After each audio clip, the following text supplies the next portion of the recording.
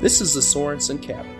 The Sorensen family lived in this cabin while they constructed a 2-story home on the property west of the cabin.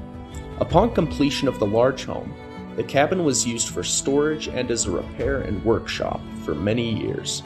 The cabin has been decorated to resemble what it might have looked like while the family was living here. In the Sorensen cabin, we have a couple of old-fashioned quilts. One of them is light blue with white squares and flowers designed into the squares. The other is many different colors. These quilts were made entirely by Eliza Jane Bench Squire. She corded the wool, sewed the blocks together by hand, then quilted them. The ironstone pitcher and wash basin are very beautiful. The pitcher and wash basin were a necessity for hygiene until indoor plumbing was more affordable.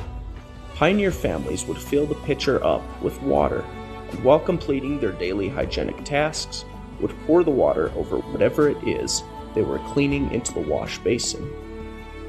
This old-fashioned flycatcher is made of wood and mesh screens. Usually something stinky was placed beneath the catcher and the flies would gravitate towards the smell. Once the flies were inside the catcher, the lid was closed, and without food or water, the flies would die. Over here are Pioneer washboards, which were used to wash clothes.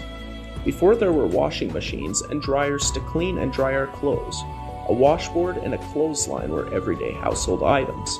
They would put warm water in a basin and add soap. After letting the clothes soak, they were scrubbed against a washboard and then hung to dry with clothespins on a line. In those days, making butter was primarily a child's job. They would milk the family's cow and let the milk sit in a shallow pan overnight in order for the cream to rise to the top. The next morning, they skim the cream layer with a wooden ladle and leave it out to sour. The cream was then poured into the butter churn. The handle was rotated for a long period of time until the cream was churned. Once the cream had been properly churned, the cream would separate into buttermilk and small globs of butter. The buttermilk was then drained off. It could be used to feed the pigs or for baking. The butter was put into a bowl and rinsed with cold water.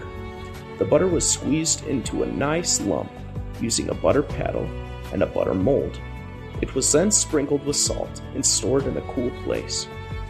Wooden shoes were worn because they were comfortable, durable, cheap, water-resistant, well-insulated, and provided good foot protection. That made wooden shoes well-suited for farmers and manual laborers, a large part of the population in those days.